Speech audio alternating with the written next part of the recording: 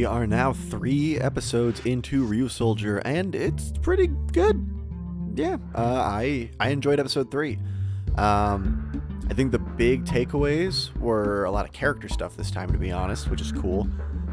Still early days, still some, simple Sentai formula things going on, but it's so early that I think it's okay to get away with those. So really, I think the character stuff is to talk about, and of course, we had the debut of Ryusoul Green and Black, not counting the stuff in Super Sentai Strongest Battle. So Toa and Bamba are not what I was expecting from either of them, actually. Not completely, I should say. Bamba is very serious, as I did expect, but he was less of an asshole than I expected. As much as they both have some things going on, he was not aggressive, I guess, with the team we already knew. I thought he was going to be more like the one talking down to them. But actually, that was Toa, who is, as I described on Twitter, and bitch. Yeah, wow. He's unpleasant, isn't he? I didn't realize he was going to be that way. I knew he'd be the more upbeat of the two, but yeah, he's kind of a dick, which is interesting. I think the differences in ideology were interesting. I assumed from the episode preview it was just going to be like we think you guys suck and we don't want to work with you, and that was part of it, but it was also, hey, we have to stop them at any cost, and sometimes any cost is murdering innocent people. So they've killed people, right? Like they've maybe murdered someone in the past, maybe more than one, because they were gonna kill someone right then and there. Wow, that was not what I expected, especially this early out of the gate. That's very interesting. It is interesting to know that if a Minosaur's host, maybe parent might be a better word, but if they die, the Minosaur will also die. That's probably good to know for the future. I really do wonder if they'll bring that up again.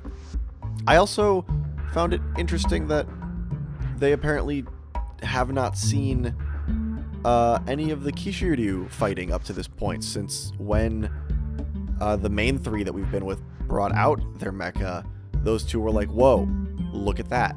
I guess they were in that like vague field training and maybe weren't in the city when these things were happening, but that was interesting to note, I guess, because in my head I was like, oh, is it because they don't have a way to fight a giant Minosaur? But don't they know these 3 have Kishiryu? And I guess they did not. So that was just a little interesting note. I'm like, oh, okay, at least there's a small writing reason for why they didn't know about the mecha, which is just they didn't. Like, that was something there, something to help justify their horrible murder logic. On that flip side, Ui, wow, that was also very dark and scary. It did feel a little interesting to see the negative emotions driving her Minosaur to be that she felt like kind of like the one person who has no value among the group. That's an interesting character perspective, and I like it. And God, to see the length she was going to go to try and help was nuts. I do feel like maybe we rushed into some of that. Like, it's episode 3. They've only really known her for 2 episodes. So for her to already be jumping on the I can't do anything boat, like, I can't understand that feeling. Like, you just met some superheroes and also you think your dad's the coolest human ever. I can see you being like, oh, this is not helping my inferiority complex, as I try to say words. But that feels like an arc you could have saved for maybe later in the show when she'd had more time to dwell on that. But I don't know, it didn't feel wrong, but it also felt maybe just a little early. And it's sort of like how they also were very big on, you're our friend and all that stuff. Like, they're friends. They're very nice people, and I'm glad they don't want to kill people. But when Asuna went to confront her it's a very nice scene, honestly. But it's like, wow, are you really this close? I totally get, we don't want anyone to die. We want to save everyone. But like, That was a very intimate moment, and it felt really good, but are you that close after knowing each other for like 2 days? That's not really a criticism. That's kind of just me thinking about it. But because I did like it. I think the message and all that felt really good, and it's a risky kind of writing choice for this early in a show. It does also help, in addition to showing us our 2 new team members, well, not really team members yet, but their personalities and their attitudes toward this. It does also help shine more light on the 3 we've been getting to know. You know, Ko being the one to kind of take that forefront of, we want to save everyone, you know, no lives have to be sacrificed. Asuna kind of backing him up, and Melto having that moment of like, it's logical, not really going with it, but you can see him sort of, he is the knight of wisdom, and sometimes that wisdom is more just the weird, rational, cold logic side, I guess. And we saw that with his Kishiryu with, I guess it's Triken. This dinosaurs in Sentai always get me with pronunciation because they say so many of them very differently with Japanese alphabet. So like, you know, Toriken, but it's just Triken for us. So, but I did like, you know, having that interaction and him going from kind of like, hello, pet dinosaur, to, I am so sorry, you are a valid person, please help me, I just want to do a good job. So that was nice. I like that they're sentient, but they're not full, like, speaky characters for our dinos. So shades of, like, Abba Ranger in that regard. We're just kind of peppering in all the Dino Sentai and then some. You know, action-wise, I mean, just real quick, great. You know, it was really good. I very much enjoyed it. Not a lot of new stuff to say, though I was very, very happy to see separate cockpits for everyone in the mecha. I was actually, like, even when they threw the Ryusouls to initiate their part of the combination, a little part of me is like, but they don't go anywhere because they're not the head. But the fact that it's just kind of like a symbolic thing is cool. Everyone being in their individual little cockpit is neat, because it lets that mirrored look still get across, and I like the look of that and how, like, simple but atmospheric it is in, like, the right dramatic sort of way. I am a little surprised we didn't see Melto or Asuna maybe flip the formation of Kishiryu to the one where their soul is the head, and it kind of rearranges a little so their color is slightly more prominent. Like, I thought this would be the episode to throw that in, since next episode we're getting Tiger Lance for green, and it looks like he is doing that with his. So, I mean, they can do it down the line, obviously. I just figured now would have been the fight to do it, and instead they sort of just spearheaded, like, the same attacks from the debut episode, and it seemed a little bit like trying to reuse footage. And I get it, it's still cool, but it would have been neat to just see that quick change and establish that gimmick in the show and not just in the toy. Because the Kishiryu, with their kind of like Lego-esque pegs as toys, offer a whole swath of customization and compatibility that will probably never touch everything that the show's gonna do. Like, it's gonna be so much more, all the stuff you can do with the toy.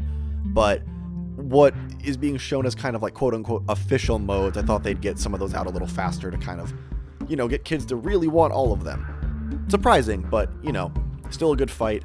I am wondering what's going to happen as we get closer to Kishiryu 5 Nights, because it's a little bulkier, and I'd hate to have to say goodbye to the more agile, fast-paced mecha action, but we're going to have to see how that goes. Aside from that, you know, just some little things. We're still in that phase where they're establishing some basic world rules, but not getting into a lot of the intricacies of everything. Like, we still don't know that much about the Druidon. You know, it's just Tank Joe and Crayon doing their thing, and nothing too new from them. They're just, you know, doing their best. I mean, Ui being the parent of this Minosaur was a cool twist. It also does sort of answer a little bit of that question of what was happening at the end of the last episode, because it was very cliffhangery and you didn't know the state of everything, and it was like, oh, Crayon was about to make the monster, which does mean that it's probably not Ui who approached them, which that was not something I was positive of, but that means that it's maybe her dad or another character who kind of walked up to them on that roof at the end of the last episode. So that's neat. Just little things to see follow through, and some things are still mysterious. All we're really getting about the dad is like he's a paleontologist who wants to discover new species of dinosaurs, and everyone thought that he was being a little crazy, which, I mean, there still could be new dinosaurs, I guess, but probably at this point less likely. I don't know that kind of science, though, so maybe the show is just making things. But yeah, it's still feeling like a pretty solid start to the whole series. It's still too early to judge a lot. We are getting some feels for bigger things like character personalities and action direction, and even like things like comedy direction and things like that. It's all starting to come together a little, but I really still don't think I am ready to make any sweeping judgments yet on the quality of the show. I think what we've been given is appropriate for how far we are into the show. I don't think we are starved for more yet. I don't think they're like blowing their load anytime soon. It's fun. I am enjoying it. We are going to get into probably the test of the show, in my opinion, like the 10 to 15 episode mark. I think that's when they got to start picking things up. We're going to see if they maybe start drifting into just like Sentai tropes, or if they want to like throw some interesting plot stuff at us. Because there's some things that still aren't really being explored. Like, I thought the elder of the village was going to be like the mentor character in every episode. I don't know how often we'll see him now, since they're not in the village. They're just living with Ui and her dad. So already, like, there are some dynamics where it's like, but you can go back to that village to do like weird mystical stuff if you want.